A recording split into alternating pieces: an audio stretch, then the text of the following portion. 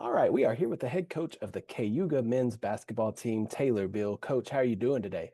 Doing great. Thanks for having me. Absolutely, absolutely. Let's talk a little bit about your squad here. 21-4 record overall, 3-0 in district play, and you've won 17 games in a row. So talk to me a little bit about, first of all, the season as a whole, and then you had a big win on earlier this week, 64-35 over Centerville. So talk to me about that and then kind of the year as a whole for this Cayuga team. Obviously, it's been a great year. Had a rough start early in the season. Started 1-3 against some winnable games. I thought our turning point was at halftime of the Grossbeck game. We're 1-3, and we were actually down 24-3 to start that game, and we're down 15 at halftime. And there was no adjustments made at halftime. They were just me telling them we're gonna have a 5 a.m. practice tomorrow, and we're gonna figure this out. And um, the funny part is we actually come back to tie it in the third quarter before eventually losing. But I thought that was our turning point. There was no complaints from parents, no complaints from the kids. They showed up the next morning at 5 a.m. all on time, and I think that was the time where they were like, okay, this new coach is serious. And since then we rattled off 20 of 21 and 17 straight, and that's hard to do. A coach once told me it's hard to win, and we're enjoying every minute of it. And we know the schedule gets tougher coming up, and we'll see how that goes. But as I win the other night, very much respect for Centerville and their coach. Coach Hammett does a great job over there with what he has, and we're just kind of on that streak right now where everything's falling. We're doing well defensively, following the game plan, hitting shots that are tough shots, and kind of just putting it all together. And I think that's kind of why our record is what it is. Well, this is your first year there at Cayuga, so taking over a program and then trying to instill your culture and kind of your philosophy into the program. How difficult was that at the start? You mentioned, off to a rough start, 1-3, but since turned around. But how difficult is it to instill that culture and to get the kids to buy into what you're selling?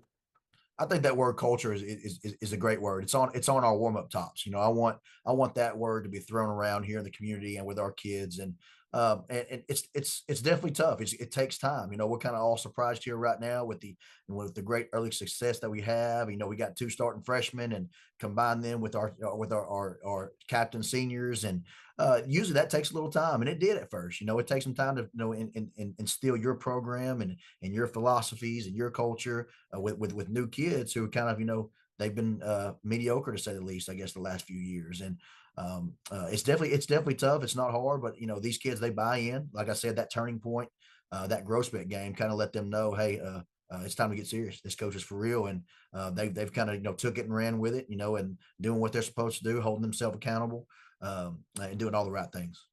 Yeah, I know you've mentioned before the support that you have from Coach McGee, the athletic director, and kind of from top down, how much they support you and the program and the kids. How much does that help to have, your administration behind you every step of the way and supporting you to help these kids get the most out of what they can do? Well, I think that's fantastic. I think it's great too because our superintendent coached these freshman boys since they were in second grade. Our superintendent does that. Of all the things that he needs to be doing, he loves him some basketball, and he's at every game as well, and he's helped mold that group as well to be successful now. And as for our athletic director, he has not missed one game. 21-4, 25 games. He has been at every game. In fact, he's been an assistant coach for probably 10 of those. He'll get in there and do a stat sheet or a book, whatever's needed, and you can't ask for a better AD than Jake McGee. I mean, he is the most supportive guy that athletic director that I've met so far in terms of all sports. He wants all sports to be successful, but also the kids love him. He's got that mindset and that attitude of he knows that fine line of when to be serious and when to have fun. And I think having him around, having his support in my first year has been everything to me. So I couldn't ask for a better AD. And we talked, earlier too about this is the first time in over a decade. That earlier this week, the Cayuga men's basketball team was ranked in the top 25, number 24, first time in over a decade. What is your thoughts on rankings? Do you pay attention to them? And also, when you see that ranking next to your team name, what does that mean to you? And how cool is that to see? And I'd be lying if I said I didn't look at that stuff. I think it does mean something. It means a lot to our kids to know that those kids have earned that. They work hard, and also the way that social media is today, Facebook, Twitter, all those things. Everything's posted. Every game is posted. Every stat line is posted. Every highlight reel is posted. So I think it's very important for those kids to see that. I really do, and I think it's a testament for how hard that they've worked to get to this point. But I also believe when it's time to go to the playoffs and it's time to play a game, that stuff doesn't mean anything anymore. I think it's all about who's playing well at the right time. You'll see plenty of teams who have a record of 15-10 that aren't ranked, but they're playing well at the right time, and they'll beat those teams. So it's great right now, and I'm happy for it. I'm blessed for it. That these kids have earned it, but I'm also preaching to the kids, hey, we still got work to do. We still got to back it up, and then those kids know that, and those kids know that with how they prepare and how they work and how they're just being great teammates. Well, tell me a little bit about yourself. So I know this is your first year at Cayuga, but how did you end up at Cayuga? What's a little bit of your background? I grew up at Brownsboro, Texas. I went to high school there. Did a lot of summer league coaching while I was in college. When I was in my early 20s, I loved basketball. I wanted to travel around, coach basketball. So developed some good relationships over there. And then when I was done, I was the lead assistant at Brownsboro under Brent Smith, and a lot of other mentors. I'm very close friends with Coach Burke at Canton. Coach Fleming at Van, many other coaches. Coach Grodemat when he was at Lindale. Guys that are mentors where I can go ask questions anytime, and because of that, I was ready to be a head coach, in my opinion. So I took the job at Elysian Fields last year. Had some success, had some downs in that tough district over there, and had 14 wins over there. I think that was the most wins we've had in about 7 or 8 years, and was able to turn that job into this job. This job's been everything and more. The community support, the backing of your AD and soup, and the staff, and the support system of parents. And the players behind it. I mean, there isn't one bad thing to say around here in terms of sports. So I'm happy to be where I'm at. I'm happy that it's led me here, but I'm also thankful for the past. The past has been a big part of this success, and all the things that I've learned, I've been able to put it into kind of one, and it's starting to kind of turn itself on its own, and just excited to be here. What's the biggest thing that you think you've learned, last year at Elysian Field, your first head coaching gig and kind of learning all that to where you are now? I know it's just a year removed, but how much have you learned from last year to this year? From year one as a head coach to year two, that's a big jump, and I've learned a lot in these last 2 years, probably than in my last eight when I was an assistant or if I was coaching in the summer. There's a lot of stuff that in coaching that I learned. You got to learn on your own. You got to take your bumps and bruises. There's definitely some great coaches out there that they're going to game plan you. They're always a step ahead, and I think my time at Elysian Fields and definitely my year as assistant at Brownsboro definitely was able to see all that stuff from behind the scenes and learn all that stuff, and see how hard it is.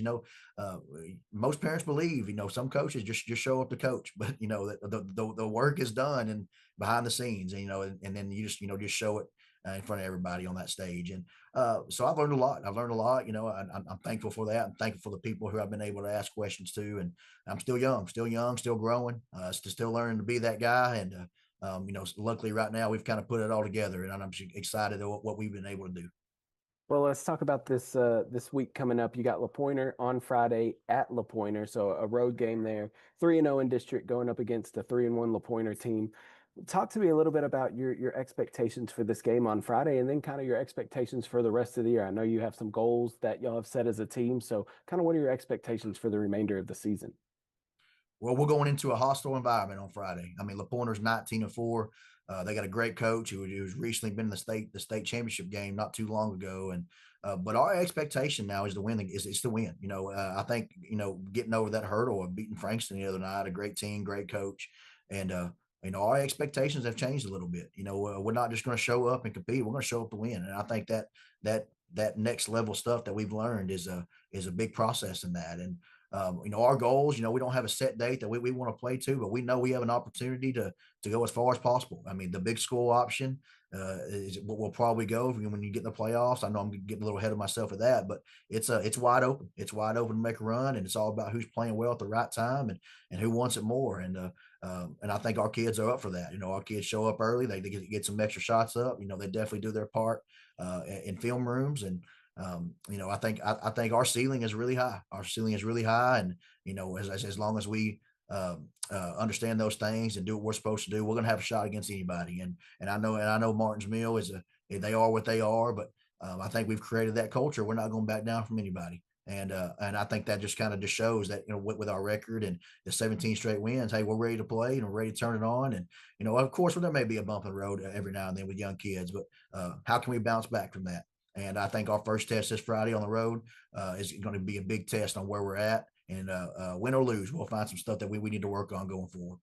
And last thing I want to ask you, that was going to be my last question, but something you said maybe just think of something. Are you a fan of the split divisions now instead of it being just one big 2A, basketball playoffs? Are you happy with it being D1 and D2? Do you like that? So I think that stuff has its pros and cons. Um, Yeah, yes and no. I would rather it already be split so we kind of get an idea, I mean, because you get into a case where there's a lot of big schools that would, that would might go small school, and a lot of small schools might go big school if they were in their regular, design district. So you don't get a true big school, small school if you're doing it this way because of how the districts are lined up. But whoever's out in front of us, whoever the next opponent is, I think we're going to be prepared, and however that works, it'll take care of itself. And I'm really looking forward to seeing how that plays out. It's fun as a coach to look at that stuff every day, to see, hey, this team might go this way, it might go that way, but that's about it in terms of that point. Yeah, and it's hard to game plan too when you get later in the season and it's coming down to that final week, final game, and you're like, You still I don't don't know. know. Are we going big school? Are we going small school? Who's our opponent? What's the other district doing? Yeah, that's confusing. Hopefully one day they can get it all figured out where we just split it at the start and then kind of who you're playing the whole season. That would be Exactly right. that would be nice. But nobody put us in charge to decide that. So Yeah. we'll figure it out. Hey coach, thank you so much for taking the time and talking to us this afternoon. Best of luck to you and the Wildcats through the remainder of the season. I'm sure we'll talk to you down the road. Thank y'all for having me. Thank you.